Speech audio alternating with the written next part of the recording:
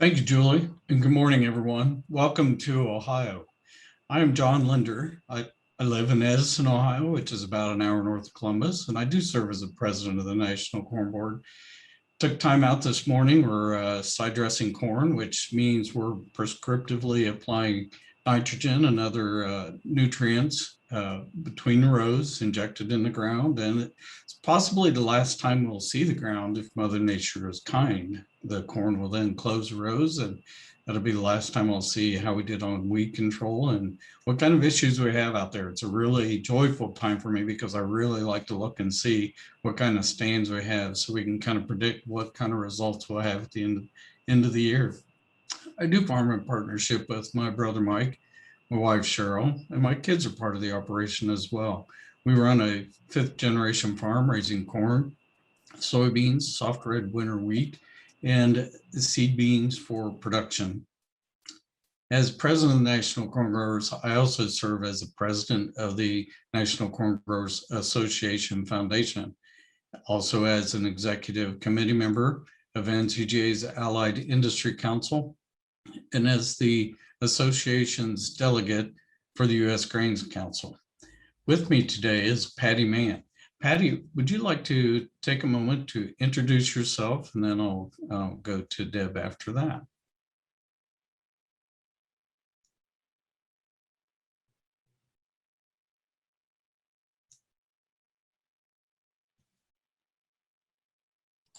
So sorry, I'll start over. As John said, my name is Patty Mann. I am part of a family farm operation here in Northwest Central Ohio, farm with my husband Dave and our children Chris and Shelby, who have both completed college and are both back to the farm full-time in their own unique roles. My role with NCGA, I'm currently serving as vice chair of the Production Technology Access Action Team. And in Ohio, I am serving the growers of the state on the corn marketing program, and I'm the immediate past president of the Corn and Wheat Growers Association Board. So welcome everyone. I'm really glad to be a part of this conference this morning. And Deb? Oh, you're on mute, Deb. And I thought I wouldn't do that after Patty did it. I'm sorry. Good morning, everybody. I'm Deb Gangwish. I am from Shelton, Nebraska, but I'm coming to you right now from Albuquerque, New Mexico. We just had a sliver of time in between planting and irrigating, and we have a daughter who is moving for a internship into some of the hospitals here in Albuquerque. So my husband and I, like I said, farm around Shelton, along with our son and son-in-law and a great team of employees. We raise corn, soybeans, seed corn, this year a little bit of sorghum.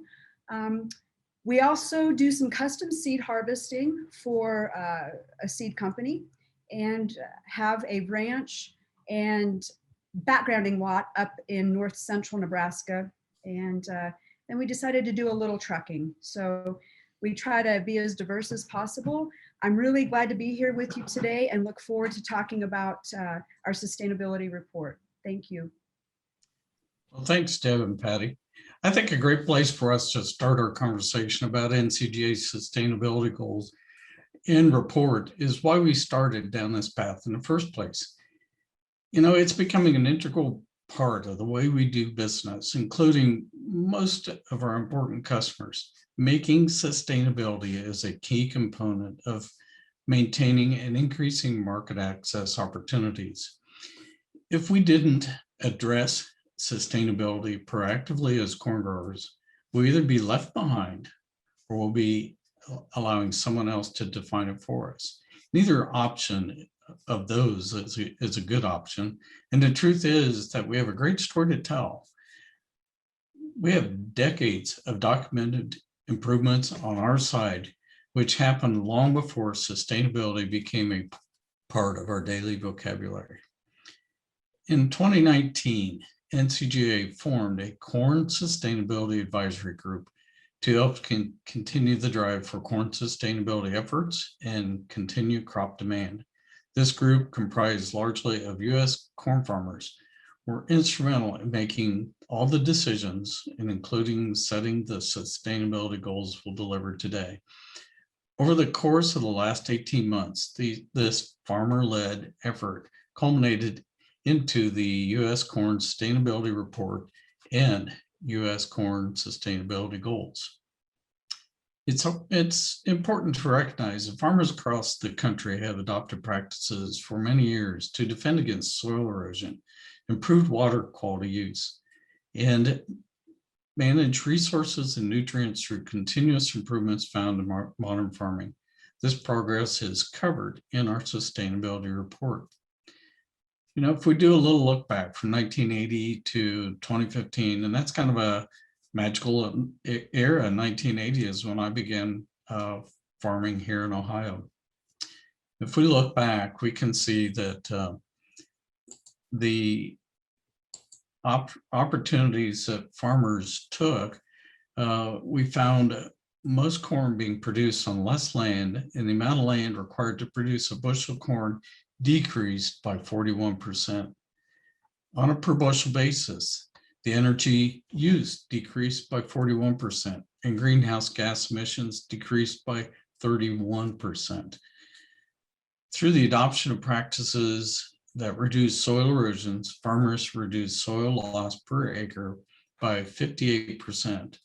While only 14% of corn produced is irrigated, those who do irrigate have decreased irrigation water use by 46% per bushel. Setting goals for further continuous sustainability progress is the next phase of our storied history. NCGA is setting 5 environmentally national efficiency goals to further enhance corn production and sustainability in the United States by 2030. With that, I'll kick it over to Patty Mann, please. Thanks, John.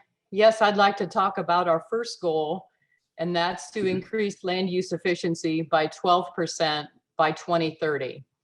As John said, the numbers of 1980 to 2015, that magical time frame, the amount of land needed to produce a bushel of corn has already been reduced by 41%. However, corn farmers are increasingly committed to even further reduction. Farmers are increasing average yields by several bushels per acre each and every year. Advances in seed technology allow crops to take up nutrients more efficiently, so less fertilizer and chemicals are needed. Nitrogen being a key nutrient for corn production, and while our yields are increasing, the amount of nitrogen we're using is not going up due to the ever increasing utilization by the corn plant. So we are increasing production on the same number of acres. Also, farmers are adopting precision agriculture, which allows best placement and rates of inputs. Variable rate application applies seed, fertilizer, and chemicals in correct places at precise amounts. Also, constantly improving seed technology allows corn plants to be more resilient, even under less than ideal growing conditions. So corn farmers are continually growing more with less. And now Deb will continue with goal number 2.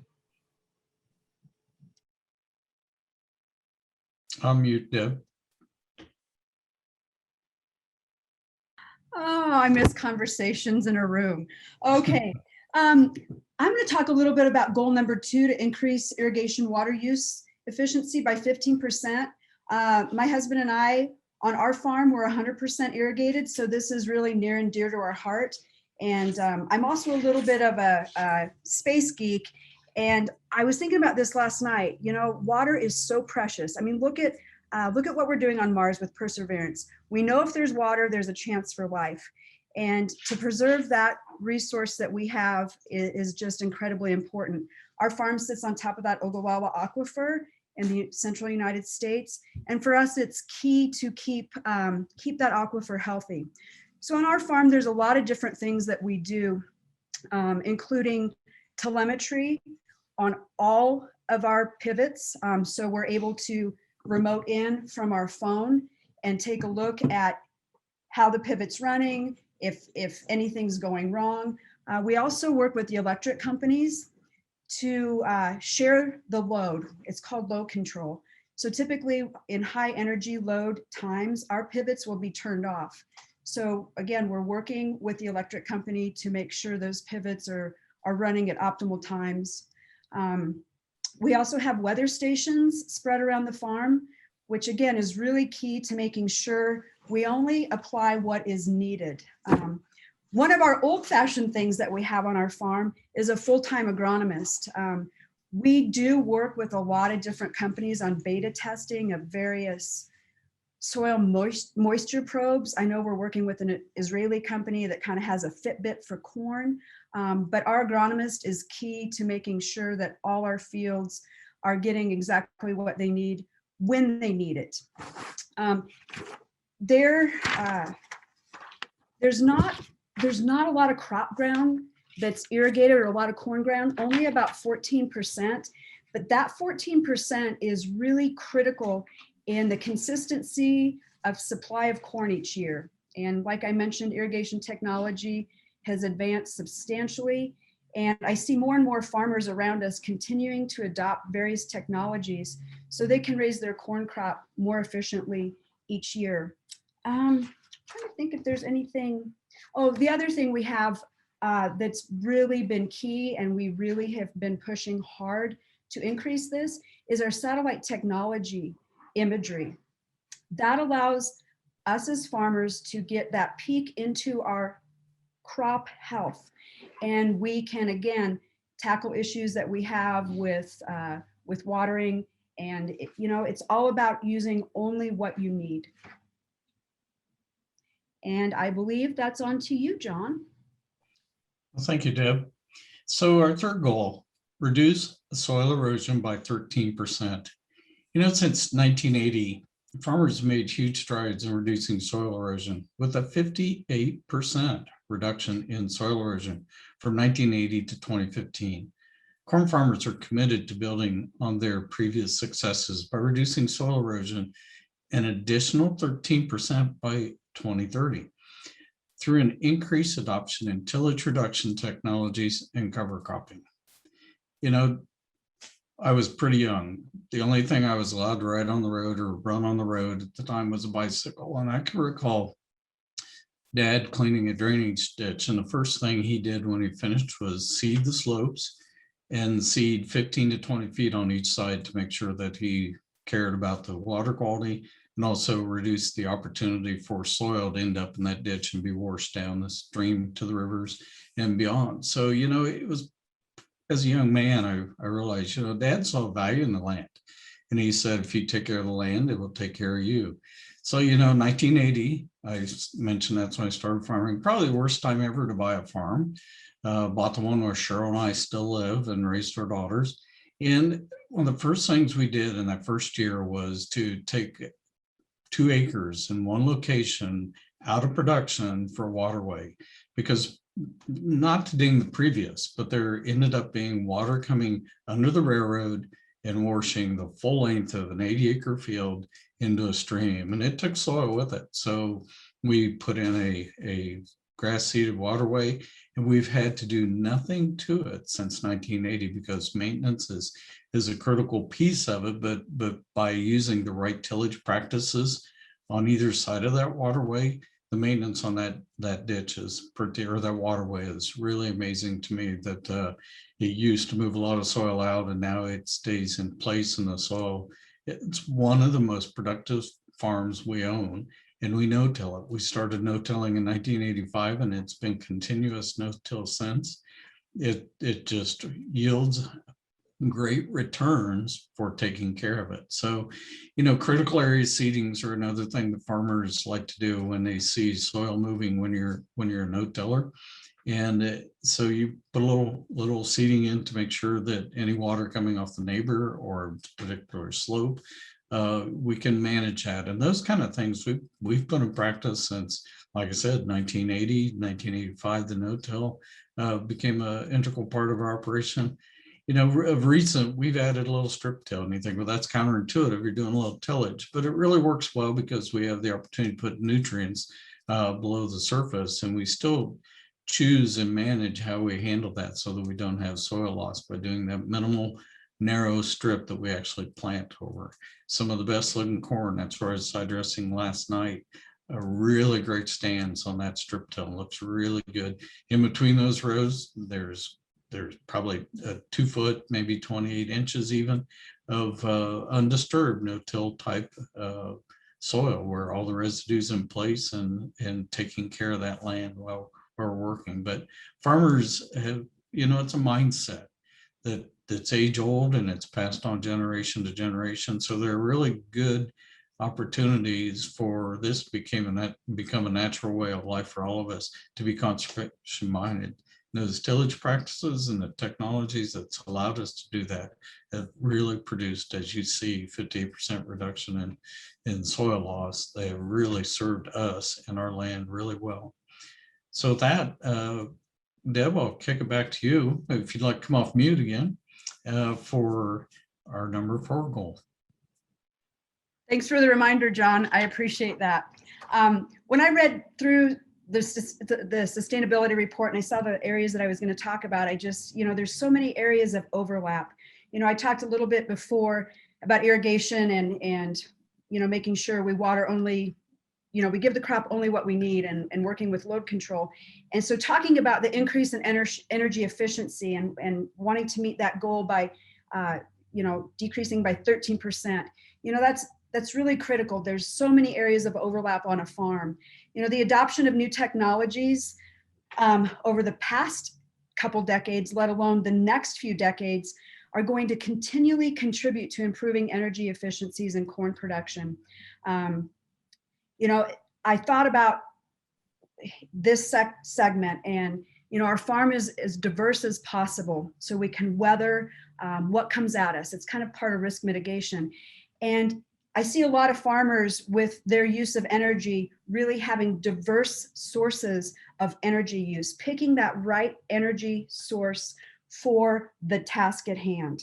On our farm, we've been blessed to finally get E30 for all our vehicles. And believe me, they range from, the old muscle cars all the way to newer vehicles. We're working on biodiesel. Our pivots, all but a few of them have been converted to electric motors. Again, that's the best energy source for our pivots. The ones that can't be converted, it costs us about between $15,000 to $30,000 to bring electricity into those pivots because we don't have 3-phase power. So with those pivots, we use, again, a combination of what's the best energy source for that task, and we've chose diesel and natural gas. For our drying facilities, our drying facility down south, we've been lucky enough to have a natural gas line close to the dryer. Up north, we don't, so we use propane. But again, all those energy resources are key to our sustainability, and we recognize that these energy sources energy sources are limited. We have to take care of them and we have to be good stewards of the energy we use. Planting, harvesting, grain drying, irrigation, fertilizing, these are all really energy intensive activities. And like I said, I see our farmers really making sure they use those resources wisely. It not only makes sense for the environment, it makes sense for the farm. The advances in each of these sectors are really going to change further energy efficiency gains. I think about some of the technology I have with our bin facilities. I can remote in and check the fans. I can turn them on and off. I can see the dry down within the bin. I mentioned the pivots before. We've got digital agronomy platforms. Again, all these things lead to efficiency. And one of our biggest ones, of course, would be the technology that we use in seed, because we're making fewer passes over our fields because we're able to no-till. So leading, going forward, corn is very, very aware of how precious energy is for running our farm. And we look forward to meeting this goal, hopefully sooner than 2030. And I think we go on to Patty. Yeah, thanks, Deb. And the fifth goal ties in really nicely with what Deb just said. And that fifth one is to reduce greenhouse gas emissions by 13% by 2030. And from the years 1980 to 2015, farmers have already reduced GHGs by 31%, and we're even more committed for that additional 13. So as Deb said, by implementing no-till and reduced tillage practices, we're reducing trips across the fields, therefore reducing emissions. Also, biotechnology has allowed use of seeds protected with seed treatments that eliminate a lot of later applied pesticides, reducing more trips. Also, the advanced genetics allow corn to thrive when planted earlier in cooler soils, sometimes with little or no tillage. And one exciting advancement that I am really pumped about on our farm that we've done just this year, we're applying with the planter, as we plant the seed, we're adding nitrogen, phosphorus, sulfur, a fungicide, and some biologicals all at the same time in a single pass. The combination of these stimulates the natural biome of the soil, encouraging plant health. And additionally to eliminating passes, all engines on the farm are either powered by ethanol or other biofuels. They're burning cleaner and also reducing GHGs. So we're constantly looking for ways to reduce passes and also later passes of application of crop health products to save fuel, further reducing GHGs and allowing us to reach this goal of a 13% reduction by 2030. So I guess I can just kind of bring this all together and move into some important things that I'd like you all to note. Our goals are based on national level data that does not pit one state or region over the other. We're building on the opportunity for a unified US corn message. Our goals are based on resource efficiencies, not overall resource usage.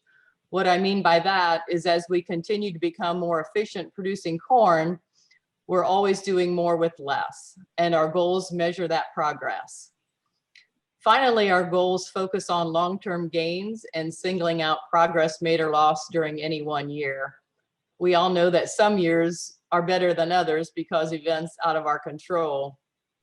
And one example I can give for that, here in our section of Ohio, we finished harvest last year later than we would have liked under some wet conditions, which caused some rutting in some of the fields.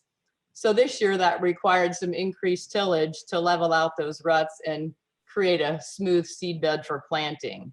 While not ideal, it was just a situation we had to deal with. So we are in this for the long haul though, and all our goals that we've just spoken about take this into account. And John, we'll kick it back to you. All righty. Deb's probably going to give you a little insight into what's ahead. So Deb, if you'd like to come off mute, why?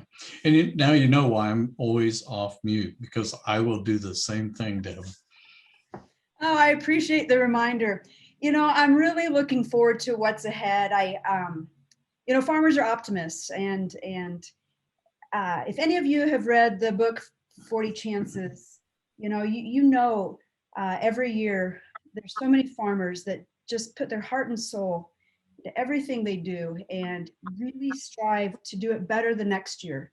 You know, when we get done harvesting every year, you know, there's a big meeting around the table with everyone that has had their head in the game for the year, and we talk about what we did well, what we need to improve on, you know, and these things are discussed. So, you know, looking forward, the farmer leaders of NCGA are going to continue to evaluate the progress against those 5 goals that we talked about over the next 10 years.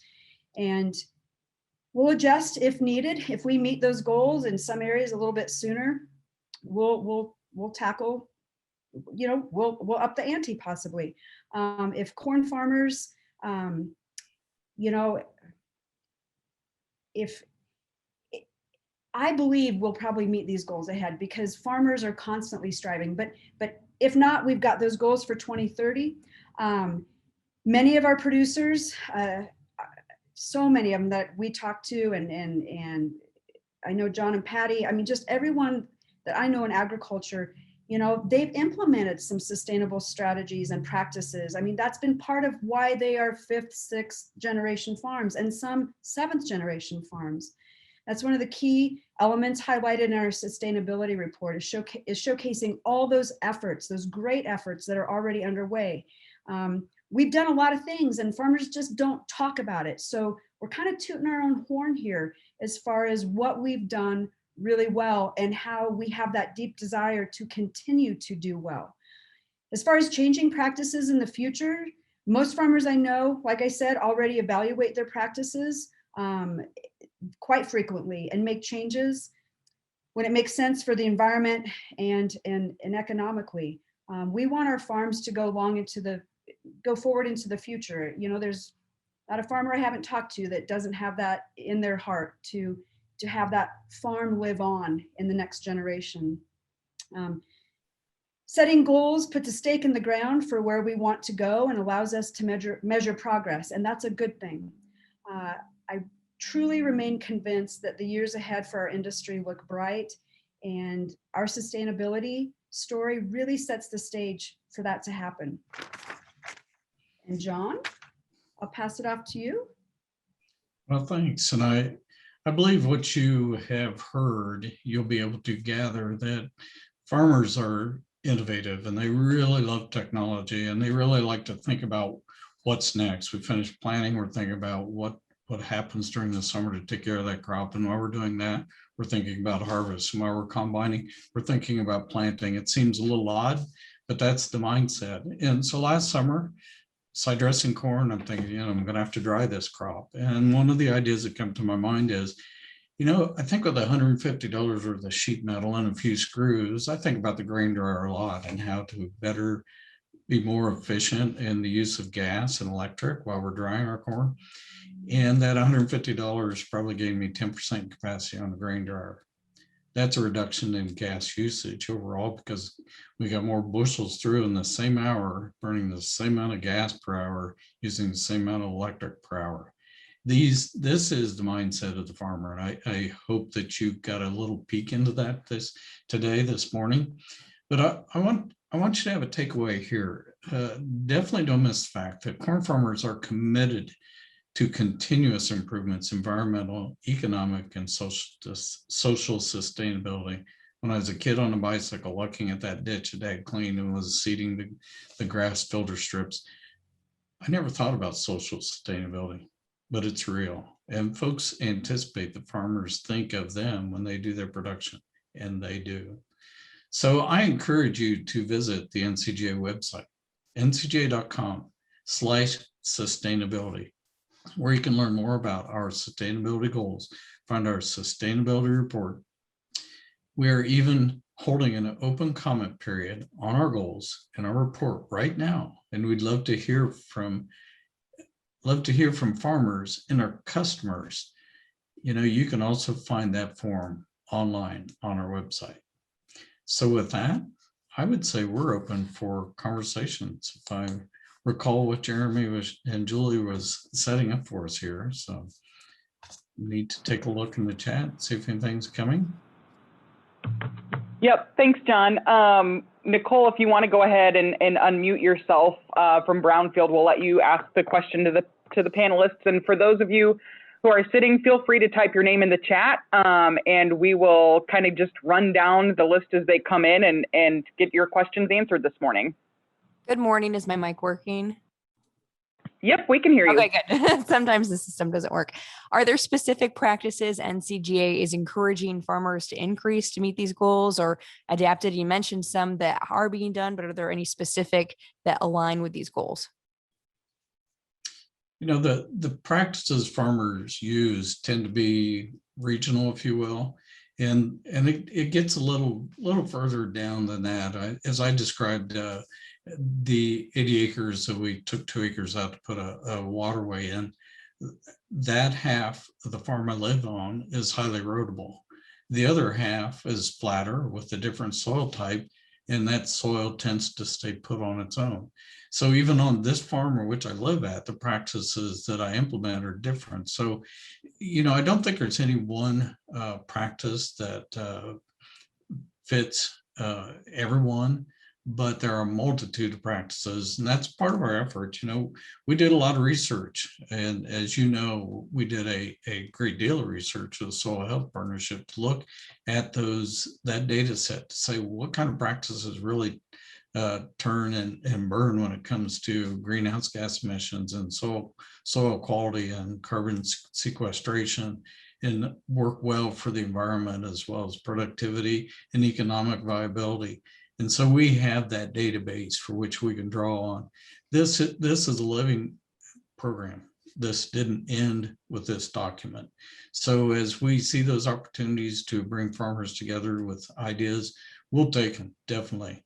Took a lot to get us where we're at, and to bring a lot of individual ideas together takes a little bit longer. So keep watching, stay tuned. We have another one from Janet with Farm Progress. I don't know if you want to come on and ask your question for us this morning, or we can read it for you either way.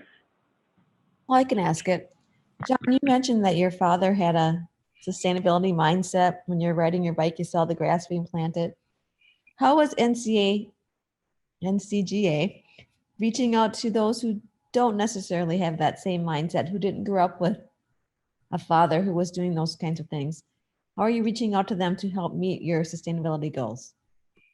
That's a really great thing about the National Corn Growers, and what a great question, Janet. So the National Corn Growers is a federation of states. It represents every state in the nation that has a corn farmer and wants to participate. And so, excuse me, really to address the more regionalities of practices, excuse me, we have our member states who have those programs in state for which we can be a support piece in, and that's part of this whole effort, is to provide this documentation and the mindset for farmers to use, and the state affiliates to be able to take those out to growers and discuss, here's our goals, here's what we see, how you got us to where we are, and how you can get there from here.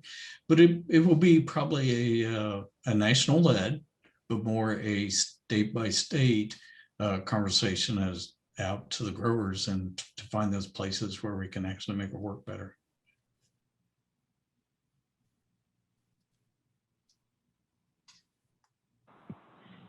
Thanks, John. Another one, as other people think through questions that might come to mind that any three of you could answer, is why now? Why is this important to have these goals out in front of farmers today?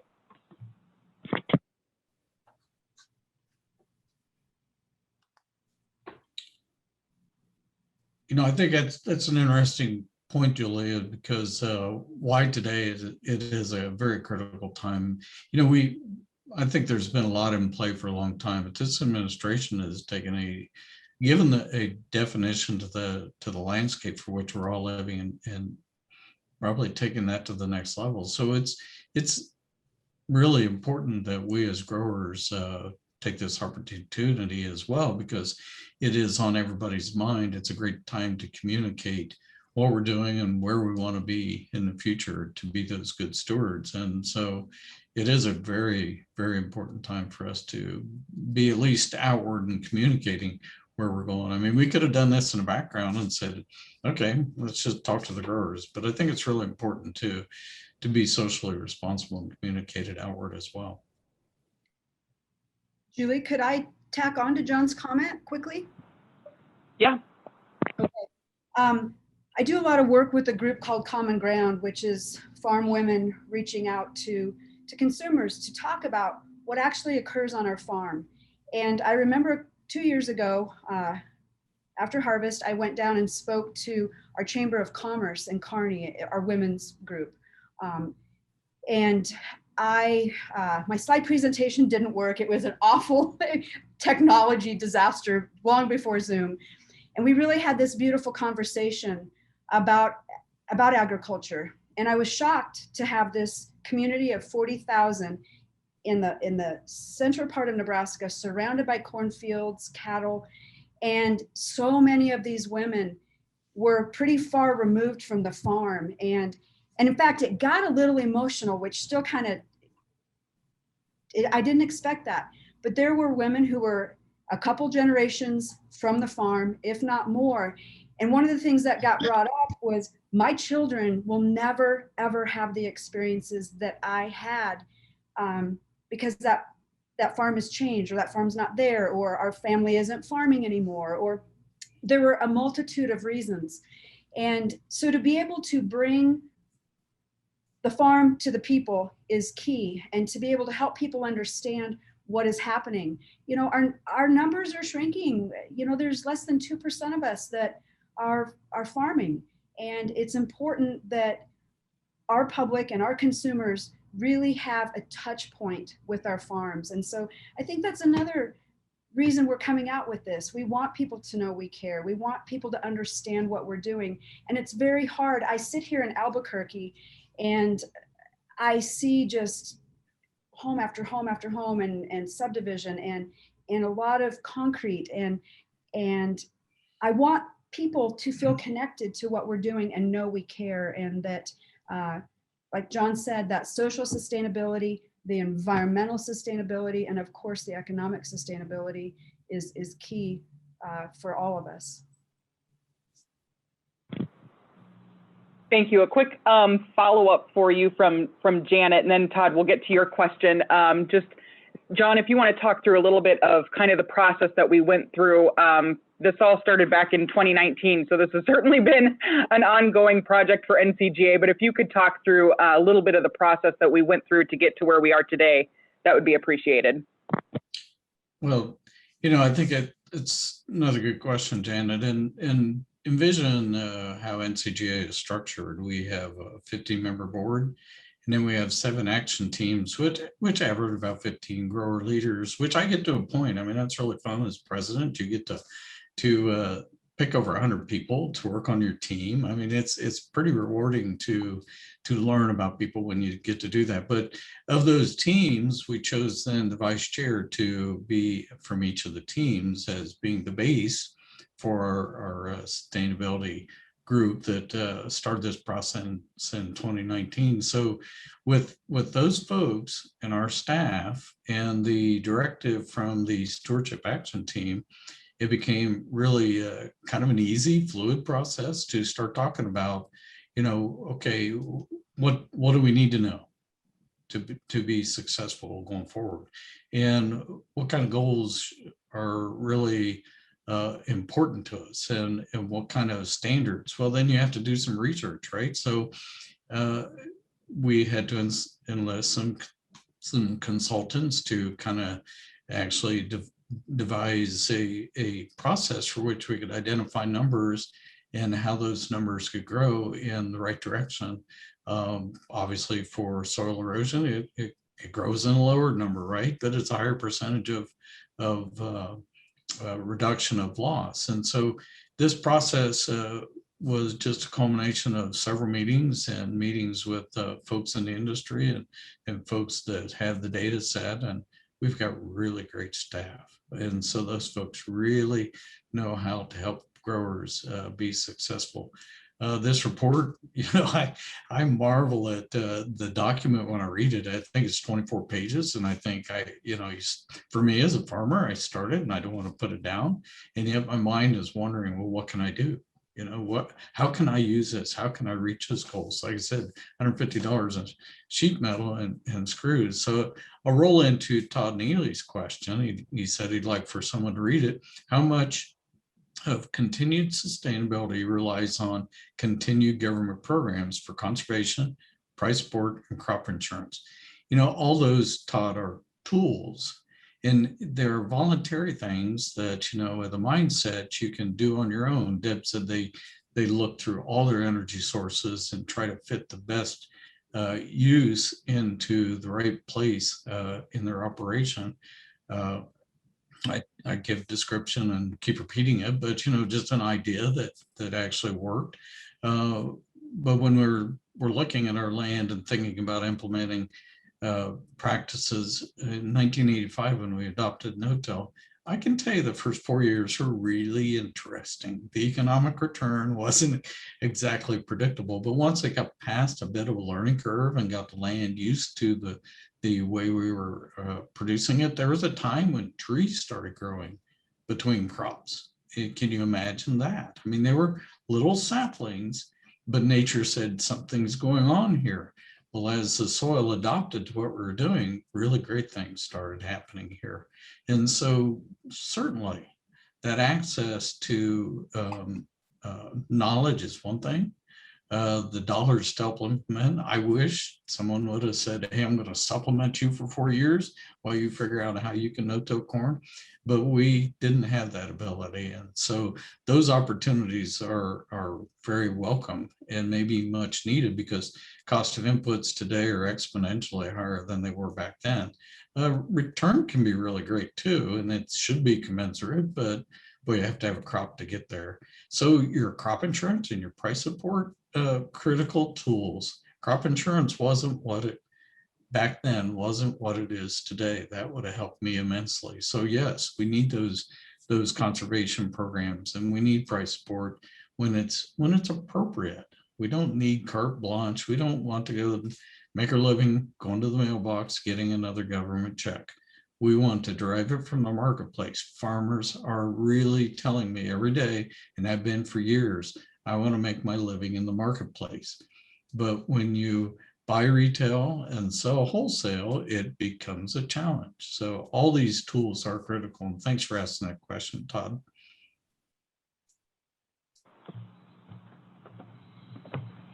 Wonderful. Well, thank you again, everyone. Oh, here we go. Another one from Owen, if you want to pop off and read your question for the group.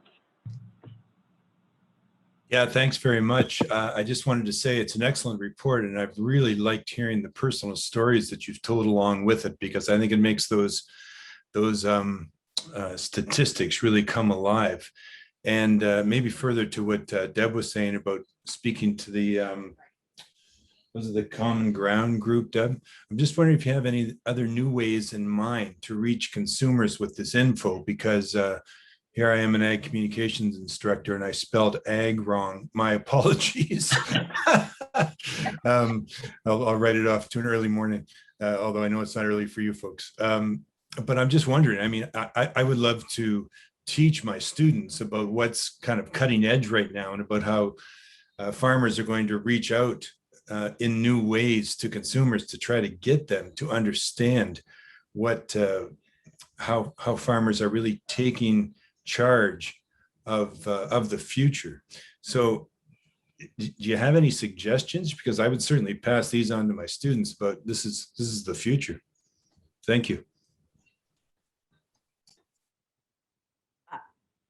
I'm going to go ahead and start off. I know Patty and John are both a wealth of information on this, but I could talk to you, Owen, for probably a good couple days about this. Common Ground is a unique organization that was kind of the brainchild of corn and soybeans for this very reason. And it's, as people become further removed from the farm, we saw that need to connect with the consumers.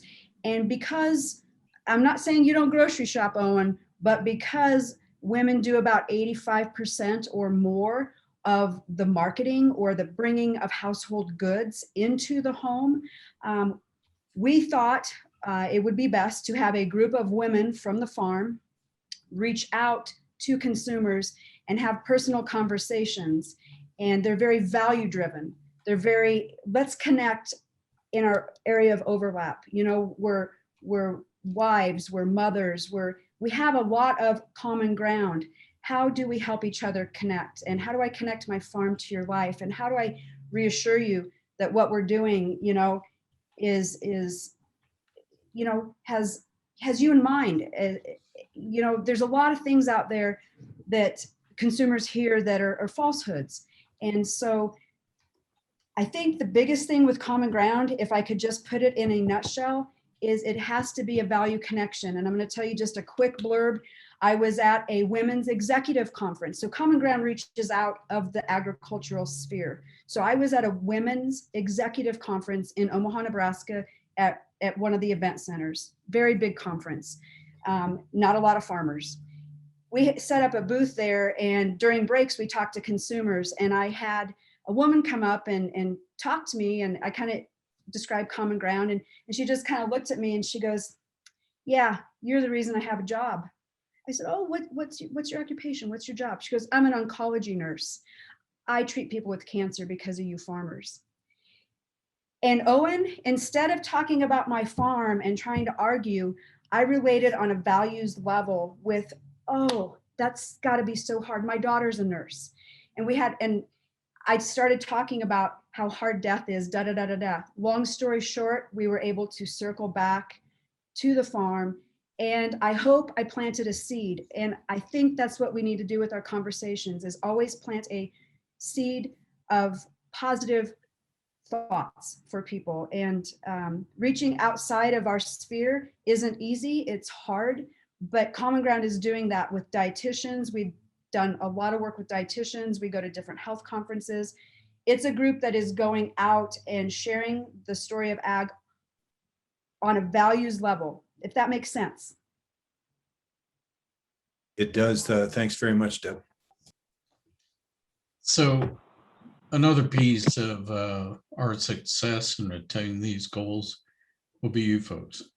You know, we really would like for, and Julie, maybe you should come in and talk a little more about how to get to the links where we can continue the conversation.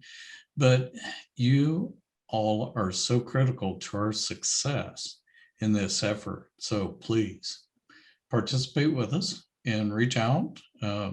You're welcome to have an interview with myself, Deb, Patty. If you want to talk to the chairman of our corn sustainability group, we'd be glad to connect you. Any questions you have, we're here for you.